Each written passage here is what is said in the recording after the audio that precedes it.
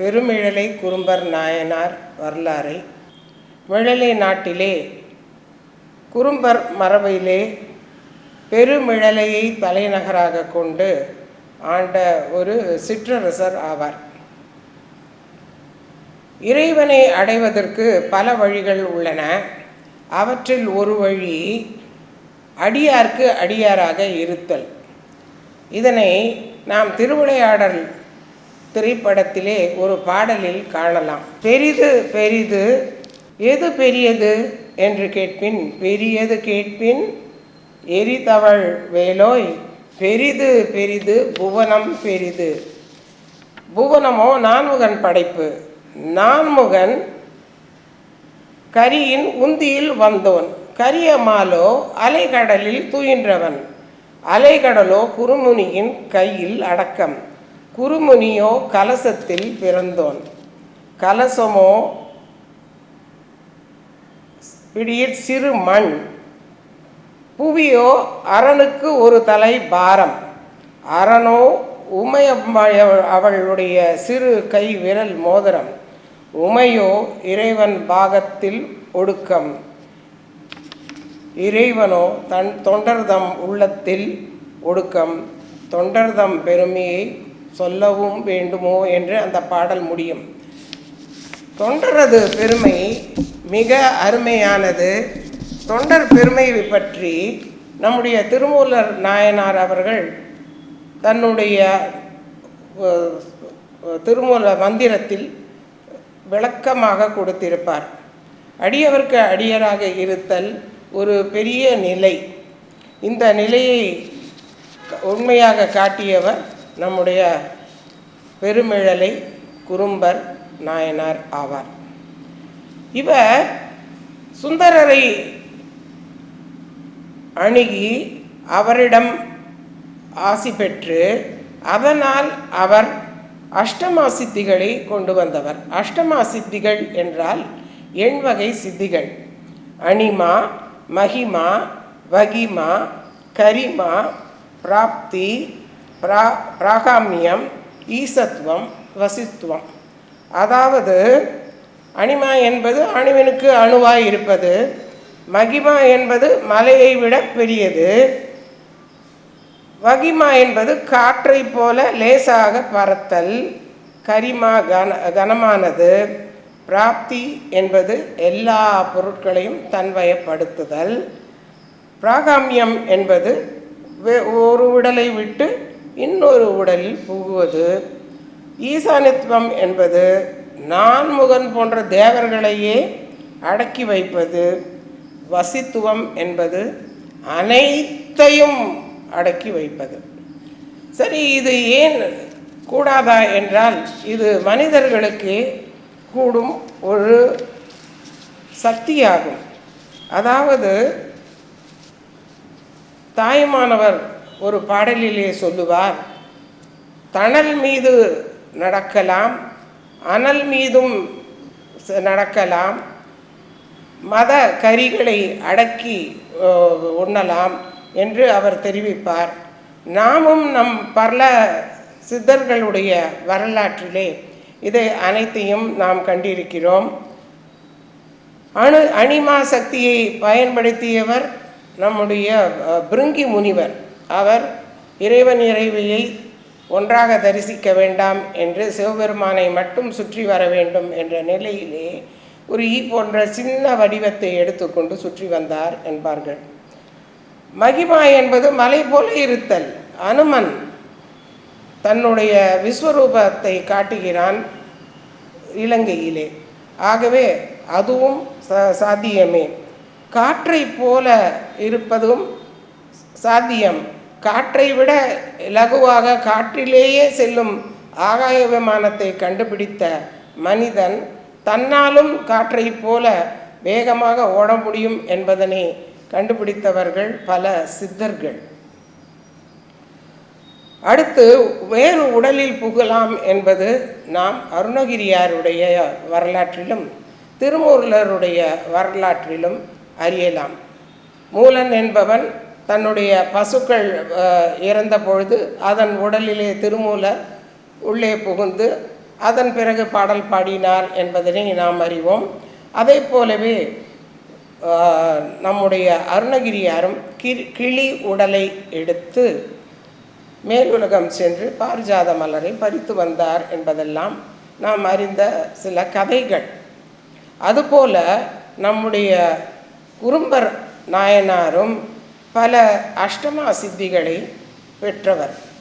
அதை கொண்டு அவர் எந்த தவறையும் செய்யாமல் அந்த சித்திகளால் உலகிற்கு நன்மையே விளைவித்தவர். இவர் சுந்தரர் மீது மிக மிக அன்பு கொண்டிருந்தார் என்று நாம் கேள்விப்பட்டிருக்கிறோம். இந்த சுந்தரர் அவர் கைலாயம் செல்லும் நாள் வந்தது. இதனை தன்னுடைய அஷ்ட சித்தியால் உணர்ந்த குறும்ப நாயனார் அவருக்கு முன் தாம் இந்த உலகத்தை விட்டு வெளியே சென்று விட வேண்டும் என்று நினைத்தார். அதாவது ஞானிகள் என்ன செய்வார்கள் என்றால், மேலிலிருந்து அவர்களுக்கு உயிர் வந்து உடலாக மாதிரி பிறகு அதனை அண்டவெளியிலேயே அந்த உயிரை மேலே கலப்பது சித்தி. இந்த சித்தியை செய்தால் பிறகு மறுபிறப்பு இல்லை. சித்தி இல்லாமல் வேறு வழியில் சென்றால் மறுபிறப்பு உண்டு. ஆகவே அனைவரும் என்ன செய்வார்கள், இந்த சித்தர்கள் எப்பொழுதுமே தலையிலிருந்து தன்னுடைய மூச்சை வெளியே விடுவார்கள். இந்த தன்மையை ஔவையாரும் மிக சிறப்பாக கூறுவார். குண்டலி அதனில் கூடிய அசைவை விண்டெழு மந்திரம் வெளிப்பட உரைத்து மூலாதாரத்தின் மூண்டெழு கனலை காலால் எழுப்பி கருத்தறிவித்தே என்று கூறி, அமுத நிலையும் ஆதித்தன் இயக்கமும் குமுத சகாயன் குணத்தையும் கூறி இரு சக்கரத்தின் ஈரெட்டு நிலையும் என்று நம்முடைய ஔவை பிராட்டி ஒரு சித்தர் பாடலை அழகாக பாடுவார். அதே போன்றுதான் நம்முடைய உடம்பிலே பல சக்கரங்கள் உள்ளன.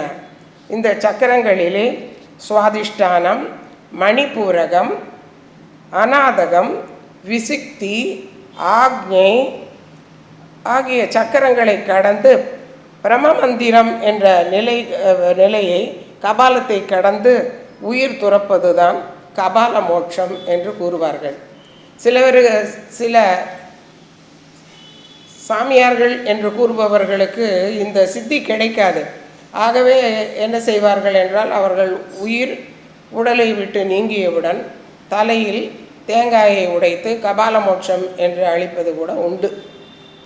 ஆகவே இவ்வாறு இறைவனை அடைவதற்கு தான் விரும்பிய சுந்தரருக்கு முன் சுந்தரர் இவ்வுலகில் இல்லாமல் தான் இருக்கக்கூடாது என்பதற்காக தன் உயிரையே தியாகம் செய்தவர் நம்முடைய குறும்ப நாயனார் அவர்கள். சரி, உயிர் இவ்வாறு தான் விரும்பியவாறு செல்லுமா என்று நினைத்தால் அதற்கும் சில உதாரணங்கள் உண்டு. தசீசி முனிவர் இவ்வாறு தான் விரும்பி உயிரை அளித்தவர். இந்திரன் விருபாக்ஷரனை அழிக்க வேண்டும் என்று நினைத்தான். ஆனால் அவனுக்கு அதற்குரிய ஆயுதம் கிடைக்கவில்லை. அப்பொழுது மற்ற இவர்கள் சொன்னார்கள், விருபாக்ஷரனை அழிக்க வேண்டும் என்றால் ஒரே ஒரு வழிதான் உண்டு. அது தசீசி முனிவருடைய முதுகெலும்பை வாங்கி அதனால் வஜ்ராசனம் செய்த அதை கொண்டு அவனை அழிக்கலாம் என்று கூறினார்கள். இந்திரனும் சரி என்று தசீசி முனிவரிடம் சென்று, ஐயா, உலகத்தை இந்த விருபாக்ஷரன் அழித்து கொண்டிருக்கிறான். ஆகவே அவனை அழிப்பதற்கு உங்களுடைய உதவியை நாடி வந்தேன் என்று கூறினார். தசீசி முனிவர், என்னால் ஒரு உதவி இந்த உலகத்தை காப்பதற்கு ஆக வேண்டும் என்றால் நான் தயாராக இருக்கிறேன் என்று கூறினார். உடனே அவருடைய முதுகெலும்பையே கேட்டார். உடனே அவர், சரி, நான் இப்பொழுதே பிராணத்தை துவக்கிறேன், நீ என்னுடைய முதுகெலும்பை எடுத்துக்கொள், அதனை வைத்து ஆயுதம் செய்து விருபாக்ஷரனை கொன்றுவிடு என்று கூறினார். அதே போல தான் நினைத்த வண்ணமே தசீசி முனிவர் உடலை துறந்தார். உயிர் துறந்தார். உடலில் உள்ள அந்த முதுகெலும்பை எடுத்து விருபாக்ஷரனை கொன்றான் இந்திரன் என்பது ஒரு கதை. இவ்வாறாக தான் எப்பொழுது நினைக்கிறோமோ, தான் நினைத்த வண்ணம் உயிரை விடுவது என்பது நம்முடைய முக்தி சீலர்களின் நிலை. இதுவே நம்முடைய குறும்ப நாயனாரும் தான் நினைத்த வண்ணமே இறைவனை சிவபதவியை அடைந்தார். ஆதலால் சுந்தரர் திருமிழை பெருங்குறும்பர் மிழலை குறும்பருக்கும் அடியார்க்கும் அடியேன் என்று அவருடன் சேர்த்து நம்முடைய காரைக்கால் நாயனார் பேயார்க்கும் அடியேன் என்று முடிக்கிறார். சித்தி பெறுபவர்கள் அனைவரும் எவ்வாறு இறைவனையே நினைத்து தவம் செய்வார்கள் என்பது அனைவரும் அறிந்ததே. இந்த தவம் செய்வார்க்கு உலகியல் இன்பங்கள் எதுவும் தேவையே இல்லை.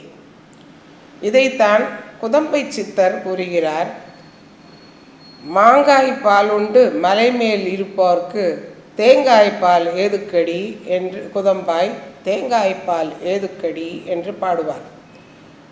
மாங்காய்ப்பால் என்பது மாங்காய் என்பது மங்கா ஒளி பொருந்திய என்ற பொருளில் வரும் அந்த மாங்காய். அந்த சகசிராரத்தில் அமிர்தமாக இந்த சித்தர்களுக்கு மேலிருந்து அமிர்தமே தாரையாக வழியும். இதைத்தான் மாங்காய்ப்பால் என்று கூறுவார்கள். இந்த மங்காத புகழுடைய இந்த பாலை அமிர்தத்தை உண்டவர்களுக்கு தேங்காய் பால், அதாவது இந்த உலகியலில் உள்ள எந்த இன்பங்களும் தேவையில்லை. இதனைத்தான் பெருமிழலை குறும்பர் அவர்களும் தன்னுடைய உயிரை ஒவ்வொரு இடமாக கொண்டு இறுதியிலே தன்னுடைய சகசிராரத்திற்கு கொண்டு சென்று அவர் தன் குண்டலினி மூலம் சகசிராரத்துக்கு கொண்டு சென்று தன்னுடைய உயிரை சிவலோகத்தில் இணைத்தார். பெருமிழலை குறும்ப நாயனார் அடியார்க்கு அடியாராய், சுந்தரருடைய அடியாராய் சிவலோக பதவியை தானாக துறந்த உயிரை விட்டு சென்றது ஒரு அரிய நிகழ்வாகும். இவர் அடியார்க்கு அடியாராக போற்றப்படுகிறார். இவருடைய குரு பூஜை ஆடி மாதம் சித்திரை நட்சத்திரத்திலே வருகிறது. ஆகவே இந்த அஷ்டமா சித்திகளையும் மற்றும் அனைத்து சித்தத்தையும் தானே விரும்பி உயிர் துறக்கும் நிலையை உடைய நம்முடைய பெருமிழலை குறும்ப நாயனார் புகழ் வாழ்க என்று வாழ்த்துவோம்.